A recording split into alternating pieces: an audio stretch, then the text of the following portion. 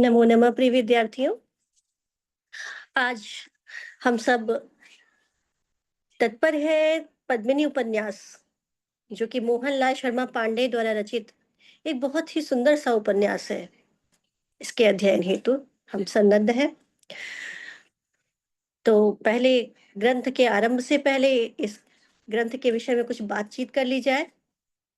तो जैसा कि नाम स्पष्ट हो रहा है उपन्यासकार का, मोहनलाल शर्मा पांडे, और विधा के दृष्टिकोण से यह एक उपन्यास है जिसे बांटा गया है प्रकाश और विकास में। यानी इसमें 3 प्रकाश हैं और हर प्रकाश में 4 विकास हैं। कुल मिलाकर के इसमें 12 विकास हैं। याद रखिएगा बच्चों, 3 प्रकाश, 3 में 4, हर एक में 4-4 विकास, कुल मिलाकर के पद्मिनी में 12 विकास हैं। बात करते हैं लेखक की। तो लेखक जयपुर के विद्वान हैं। इन्होंने चित्तौड़ की महारानी पद्मिनी को नायिका बना करके यह उपन्यास लिखा है।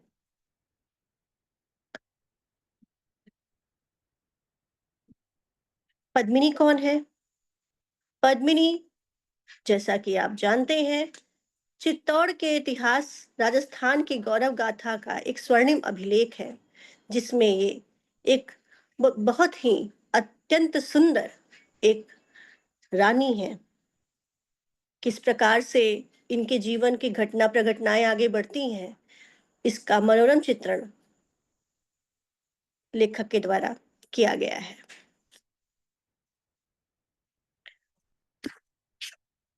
जो विशेष ध्यान देने वाली बात होती है वह होती है लेखक के विषय में। तो इस उपन्यास के लेखक हैं पंडित मोहनलाल शर्मा पांडे। ये संस्कृत भाषा के व्याकरण, साहित्य और काव्य शास्त्र के मर्मज्ञ विद्वान हैं। इन्होंने कर्मकांड और पौरोहित्य का भी, यानी पुरोहित कर्म का भी अध्ययन किया, अनुभव प्राप्त किया, और जयपुर के विद्वत समाज में इनकी प्रतिभा सुविदित रही है। इन्होंने न केवल स्तोत्र काव्य, चित्र काव्य और वर्णनात्मक काव्य लिखे हैं, अपितु इराक ईरान युद्ध जैसी आधुनिक घटनाओं और आधुनिक विषयों पर भी काव्य की रचना की है। इनका एक काव्य है पत्रदूतम।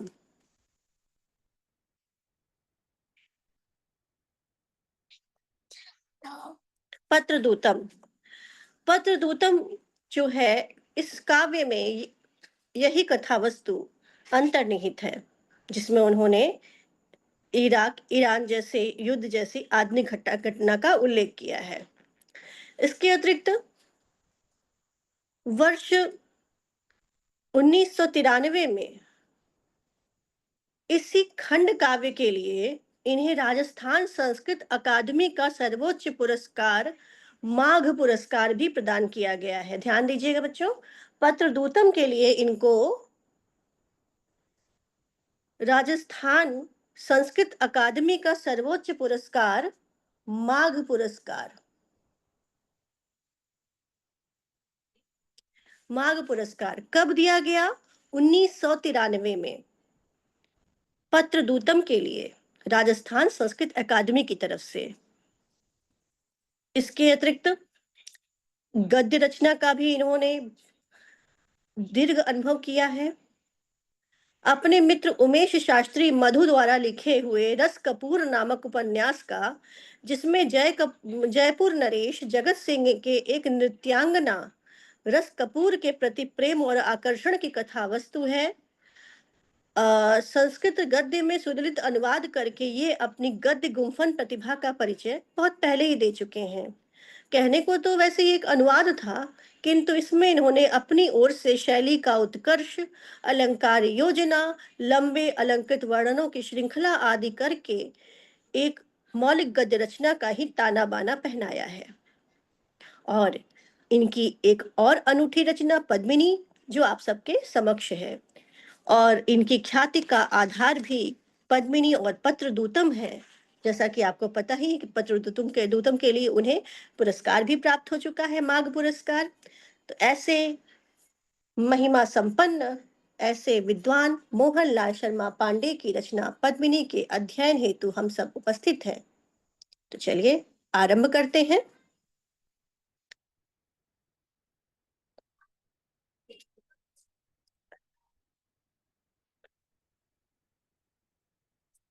प्रथमे प्रकाशे प्रथमो विकास, प्रथम प्रकाश में प्रथम विकास। तो कह रहे हैं, परोपकार प्रवणैः सुखापा, पापात्म भिरिया पुरुषैर नापा, पद्मा परा पावक दीप्त देहा, सा पद्मिनी पूरयतादभीष्टम। परोपकार प्रवणैः, जो लोग परोपकार में प्रवण है, प्रवण का मतलब संलग्न है, परोपकार परायण है, उन्हें क्या प्राप्त होता है? सुखापा, उन्हें सुख प्राप्त होता है। वे जन लोग जो कि परोपकार में संलग्न है, वे सुख प्राप्त करते हैं। और पापात्म भीर, या मतलब जो लोग, या अर्थात जो लोग पापात्म भी, कैसे हैं? पापात्मा है, ऐसे पुरुषैः, ऐसे लोग, अनापा, उन्हें न आपा अर्थात नहीं प्राप्त होता। क्या नहीं प्राप्त होता? सुख नहीं प्राप्त होता। अर्थात जो परोपकार में संलग्न है, उन्हें सुख प्राप्त होता है, परंतु जो पुरुष पाप में संलग्न है, जो पापात्मा है, उन्हें वह सुख कदापि प्राप्त नहीं होता। अतएव पद्मापरा, जो कोई अपूर्व ही पद्मा है, जो पद्मों से भी विलक्षण है, जो कमलों से भी विलक्षण है, अलग है, और जिसका शरीर, जिसका देह, जिसका शरीर पावक दीप्त, अग्नि के समान दैदीप्यमान हो रहा है, सा पद्मिनी, वह पद्मिनी, पूरयताद अभीष्टम, हमारे अभीष्ट को क्या करे? पूर्ण करे, हमारे अभीष्ट को पूर्ण करे, हमारे इच्छित को पूर्ण करे, यानी हमारे मनोरथ को सिद्ध करे। जैसा कि स्पष्ट हो रहा है कि इसमें कथावस्तु की नायिका का नाम दिया गया है। तो यह किस प्रकार का मंगलाचरण हो गया? वस्तु निर्देशात्मक। मंगलाचरण की 3 कोटियां होती हैं, नमस्कारात्मक, आशीर्वादात्मक और वस्तु निर्देशात्मक। तो याद रखिएगा बच्चों, यहाँ पर वस्तु निर्देशात्मक मंगलाचरण का प्रयोग किया गया है। तो आगे बढ़ते हैं कथा की तरफ। देखिए, सानंदम निर्विघ्नम उपमय उपमयम अनंतरम, बीकानेर मंडलांतर्गत पूगल प्रदेशान मौर्यक नृपति चित्र कवि निर्मितम, चित्रक विनिर्मितम विचित्र चित्रकूटम प्रति प्रतस्थे वर यात्रा। सानंदम, आनंद पूर्वक, निर्विघ्नम, बिना किसी विघ्न बाधा के, उपमय अनंतरम, उपमय, उपमय अर्थात विवाह। तो सानंदम, आनंद पूर्वक, आनंद के साथ, निर्विघ्नम, बिना किसी बाधा के, उपमय अनंतरम, उपमय अर्थात विवाह के संपन्न हो जाने के पश्चात, बीकानेर मंडलांतर्गत, बीकानेर मंडल के अंतर्गत, पूगल प्रदेशात, पूगल प्रदेश से, पूगल प्रदेश से, मौर्यक नृपति चित्रक विनिर्मितम, मौर्यक नृपति, मौर्यक राजा चित्रक के द्वारा विनिर्मितम, बनाए गए, यानी कि पद्मावती और रावल रतन सिंह का विवाह संपन्न हुआ है। और वर यात्रा की के बारे में वर्णन किया जा रहा है कि वर यात्रा प्रस्थान कर रही है वधु के साथ। तो कहाँ से वर यात्रा जो है विवाह संपन्न करा करके निकल रही है? तो ये आपके लिए एक महत्वपूर्ण जानकारी भी यहाँ पर है कि बीकानेर मंडल के अंतर्गत आने वाले पूगल प्रदेश से वर यात्रा निकल रही है वधु को लेकर के। तो यानी कि कहाँ की राजकुमारी है पद्मिनी? बीकानेर मंडल के अंतर्गत आने वाले पूगल प्रदेश की राजकुमारी है पद्मिनी। तो आ, आगे कह रहे हैं, बीकानेर मंडल अंतर्गत, बीकानेर मंडल के अंतर्गत आने वाले पूगल प्रदेशात, पूगल प्रदेश से मौर्यक नृपति, मौर्यक राजा मौर्यक राजा जिनका नाम क्या है, चित्रक। तो चित्रक के द्वारा विनिर्मितम बनाए गए विचित्रम चित्रकूटम, विचित्र चित्रकूटम, बाद में दे दिया है ना चित्तौड़ दुर्गम, साथ में दे दिया है, नहीं तो हम लोग ये उत्तर प्रदेश वाला चित्रकूट समझ लेते।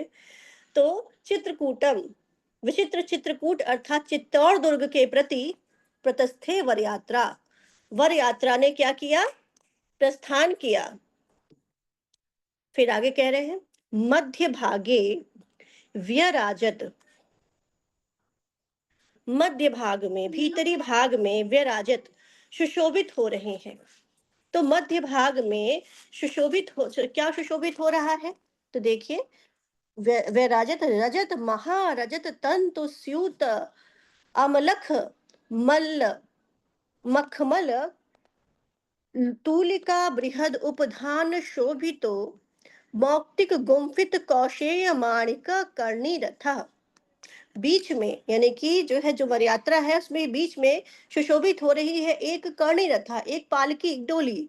कैसी है, तो रजत महारजत, जिसमें रजत महारजत यानी कि सोने चांदी, मध्य भाग में सोने चांदी के तंतु, तंतु मतलब धागों से, तो सोने और चांदी के तंतु मतलब धागों से स्यूत, स्यूत अर्थात बुना हुआ, स्यूत का तात्पर्य होता है बुना हुआ। अमल, अमल अर्थात निर्मल, मखमल, मखमल का, निर्मल मखमल की तूलिका, तूलिका अर्थात गद्दे, और बृहद उपधान, बड़े उपधान मतलब तकिए से सुशोभित।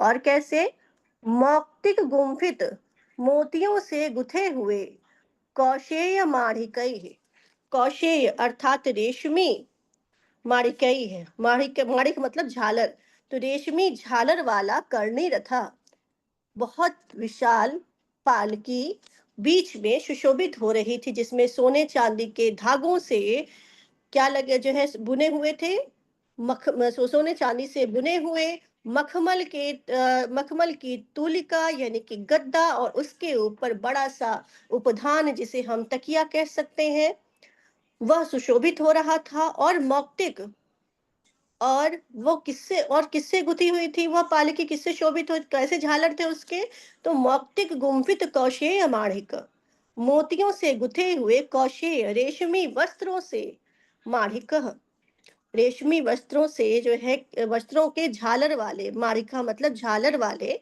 कर्णी रथा, एक विशाल पालकी बीच में मध्य भाग में सुशोभित हो रही थी। तत्राशोभत महारावल राज राजेश्वर रत्न सिंहेन साकम नवपरिणीता प्रतिहार वार वंश विभूषणा ललना ललाम भूता पद्म गंधा पद्मिनी। तत्राशोभत, वहां पर शोभायमान थे कौन, और महारावल राज राजेश्वर, कौन थे, महारावल राज राजेश्वर रतन सिंहेन साकम, रतन सिंह के साकम मतलब साथ, नवपरिणीता नव विवाहिता, प्रतिहार पवार वंश विभूषणा, प्रतिहार पवार वंश की आभूषण स्वरूपा, ललना ललाम भूता, ललनाओं, ललनाओं अर्थात स्त्रियों में, ललाम भूता अतिशय सुंदर, मतलब स्त्रियों में अतिशय सुंदर, ललाम भूता अतिशय सुंदरी, पद्म गंधा कमल की गंध वाली पद्मिनी सुशोभित हो रही थी। यानी वहां उस पालकी में महारावल राजशेखर के रत्न सिंह के साथ नवपरिणीता नव विवाहिता प्रतिहार पवार वंश की आभूषण स्वरूप, आभूषण और ललनाओं में अति सुंदरी पद्मगंधा कमल की गंध वाली पद्मिनी सुशोभित हो रही थी। तदनु कंबलिका बाह्यकेशु पद्मावती परिचिता प्रमुखा दास्य, तदनु उसके पीछे यानी उस पालकी के पीछे कंबलिका बाह्यकेशु, कंबलिका बाह्यकेशु अर्थात सगड़ों में जो गाड़ियां होती हैं जिनमें चीजों को ढोया जाता है, उन्हें कहते हैं कंबलिका वाहे। तो छोटे सामान ढोने वाली गाड़ियों में, सगड़ों में सामान ढोने वाली गाड़ियों में पद्मावती की परिचिता प्रमुखा दासियां, प्रमुख दासियां थी। अथ अपरशकटेषु कन्यादानोपलब्धानां रत्नजटितदैदीप्यमान मान अनैक चामीकर आभूषणानां रुक्म रजत कांस्य ताम्र अकूट धातु विनिर्मिताम् अंतराणां शीर्षपादि दृढ़ दारु रचिता आसंदिका मंच पर्यंक चतुष्पादिका प्रभृतीनां संस्थापिता शतशो मंजूषा। अथ अपर शकटेशु, और दूसरी शकटों में, गाड़ियों में, कन्यादानोपलब्धा नाम, कन्यादान में उपलब्ध, कन्यादान के समय पाई गई, रत्न जटित, रत्नों से जड़ी, दैदीप्यमान, चमचमाती हुई, अनेक चामीकर, अनेक चामीकर आभूषण, चामीकर कहते सोने के बने हुए यानी कि स्वर्ण निर्मित आभूषण, और रुक्म यानी सोने, रजत, चांदी, कांसे, और ताम्रकूट, ताम्र अकूट, तांबे, सोने, चांदी, कांसे, तांबे, अकूट धातुओं से निर्मित बने हुए अमत्राणाम, अमत्राणाम अर्थात पात्रों की, और शेषपादी, शेषपादी अर्थात शीशम के वृक्ष की दृढ़ दारू, मजबूत दारू अर्थात लकड़ी, शीर्षपादी अर्थात शीशम के वृक्ष की मजबूत लकड़ी से बने हुए, रुचित बने हुए आसंदिका, आसंदिका अर्थात चौकी या कुर्सी, और मंच पर्यंक ऊंचा पलंग,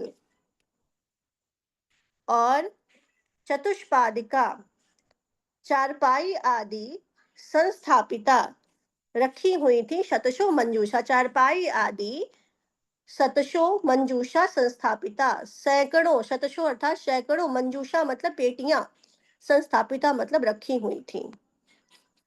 तदनु तत्पश्चात, यानी कि उसके पीछे क्या था, तुंग तुरंग आरोह तीक्ष्ण धार करवार कराह कटिनिबद्ध कृत्ति पट्टिका हृष्टा पृष्ठा भीम काया वक्रिमटा मेवाड़ सैनिक व्यराजंत। तदनु उसके पीछे, तुंग तुरंग आरोह, तुंग अर्थात ऊंचे, तुरंग अर्थात घोड़े पर आरोह बैठे हुए, और तीक्ष्ण धार करवार करा, तीक्ष्ण धार वाली करवार तलवार को कराह हाथ में लिए हुए, कटी निबद्ध कृति पट्टिका, और कमर पर, कमर पर क्या बांधे हुए, कृति पट्टिका, जो है चर्म की, मृग चर्म की पट्टिका, पट्टी बांधे हुए, कटी अर्थात कमर प्रदेश पर, निबद्ध मतलब बांधे हुए, क्या बांधे हुए, कृति पट्टिका, मृग चर्म की पट्टी बांधे हुए, रष्ट पुष्ट, भीम काय, भीषण काया वाले, वक्रिम भटा, अत्यंत वीर, मेवाड़ सैनिक व्यराजनते, मेवाड़ सैनिक सुशोभित हो रहे थे।